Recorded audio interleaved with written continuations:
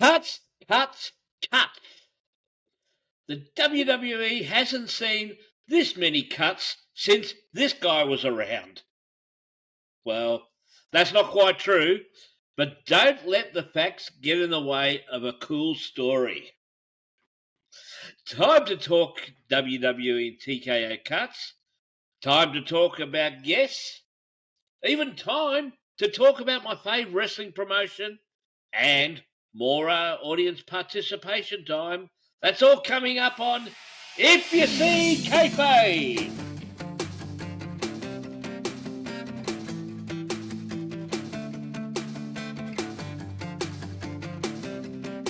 G'day wrestling mates, welcome to episode 48 of If You See Kayfabe.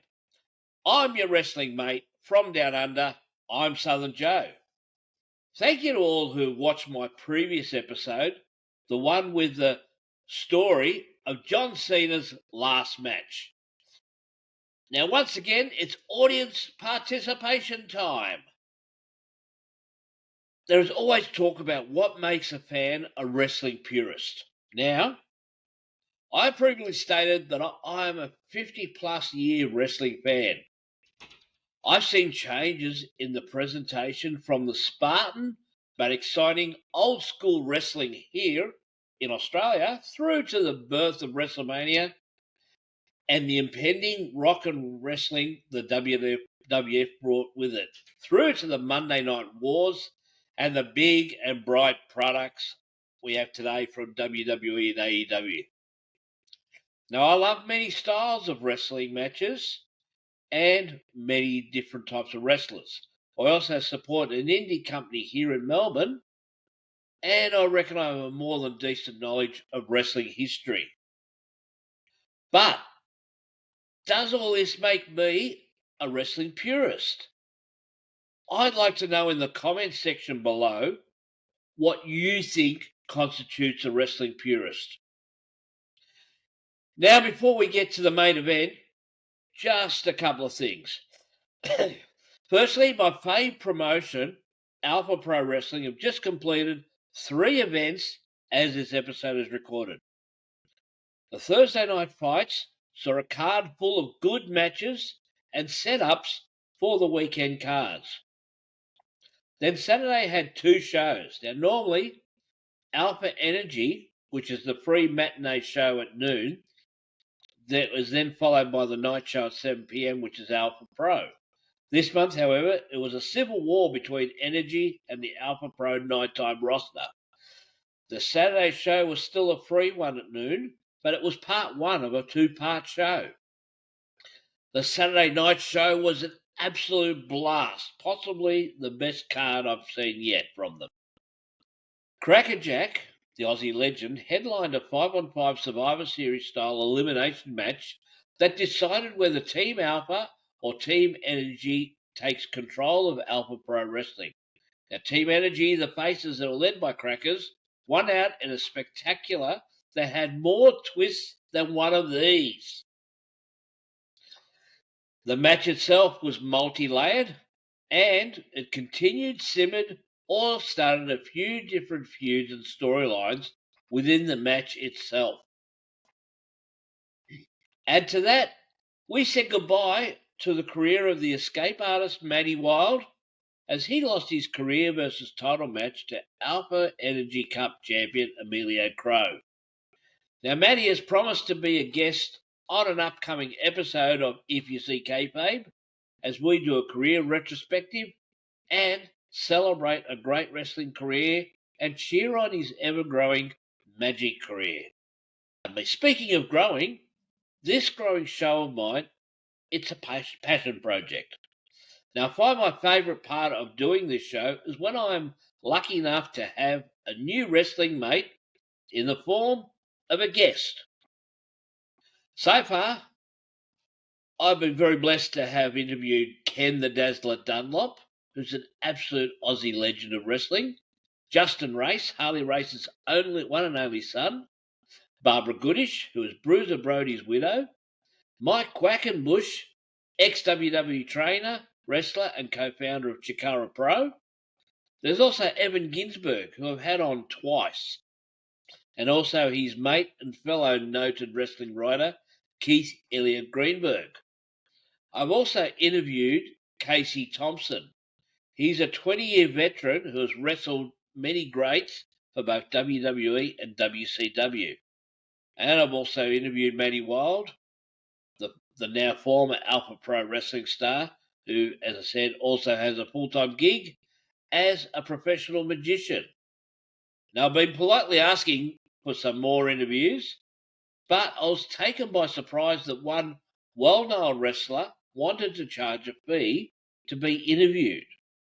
I won't say who this person is, but I had to let this person know that I'm not even getting paid for my time, as it's a passion project. But I'm open to any sponsorships. I wouldn't charge much, but you would get more than your money's worth in advertising. As long as I like your product or service, I'll give it a good go. Hey, this is Mike Manson, and you better watch If You See Kayfabe, or I'll come for you. Now, even though I have a WWE affiliate account where I can advertise a direct link to the WWE shop, and if I'm lucky enough to make a sale from that, I get a commission. Now, that said, I'm not about to shirk my opinion on whether WWE, on whether that's good or bad opinion. At this time, they're running record profits, and their product is hot. But I do feel that it's starting to cool off a little, and they will kill off their momentum if they keep charging the insanely high prices they've done and looking like a soulless corporate entity. Now, they're furthering this image with their recent round of future endeavouring of some wrestlers. Okay, let's look at some of the more prominent names and see where they might end up. Now, because he's an Aussie, the first guy is Duke Hudson. Good generic name, but his Aussie indie name, Elliot Sexton, was better. Being from South Australia, Wikipedia lists another name as Tony Modra, who he must have taken in honour of the 90s AFL star from Adelaide of the same name. He has apparently gone back to the Indies. Now, he's only 35, so there's a few years left in him if he can learn a new hold, as some of the territory guys would say. Now, sidebar here, my favourite tag team of all time is still the Road Warriors, but I didn't see much of Paul Ellering because he didn't feature in most of their WWE run. But I'm not sure why Precious Paul came back this last time. I don't think he needed a payday, as he was always known as a smart businessman. But he must have genuinely saw something in the authors of Pain. Either way, AOP and Paul Ellering have been released by WWE. Now, Ellering will probably retire now, but who knows what will happen with the other two. Carl Anderson and Luke Gallows were both a surprise and not a surprise. Now, to explain that, to so-called purist fans, they were always internet darlings, having been original members of the Bullet Club. Now, one could easily see them linking back up with their other Bullet Club mates in AEW. Apparently, they've already made some shots with New Japan, so you can see where they're going to go. Even though he was released earlier this year, the now second-time future endeavoured Braun Strowman came as a surprise to some, but not others. Now, the WWE has long tried to recapture lightning in a bottle, hoping they'll get the next Andre the Giant. Now, they partly succeeded with the Big Show and also with the first run of Braun Strowman, where the WWE put him over as an unstoppable monster. But injuries and that silly angle a few years ago where they teamed him up with a child to win a tag title took the luster away from the big bloke. I think Braun needs to look at the way fellow seven-footers have fared later in life to realise maybe now he should transition into a non-in-ring career, whatever that may be. Lastly, credit is due for the WWE. They did release R-Truth. They had been featuring him in various comedy-type skits on and off for a few years now. But then the WWE pulled the pin on the former Ron Killings. Now, personally, I always thought his real name was his gimmick name. But it's so good as a wrestling name. The WWE listened to the online backlash and found a heat magnet way to bring R-Truth back. They had him attack John Cena at Money in the Bank. He then shows up on the next Raw and cuts a promo while standing on the announcer's desk. As he thanks the fans for bringing him back, long story short, he admits R-Truth can be a bit goofy and then proceeds to cut off his dreadlocks and says he is now Ron Killings. Good. Only problem, even a YouTube clip that's titled Ron Killings calls out John Cena after attacking Kit Wilson, SmackDown Highlights, June 20, 2025, the commentators are calling it R-Truth. Now, I guess they didn't see the sign in the front row. How far will this run go for Mr. Killings? Only time will tell.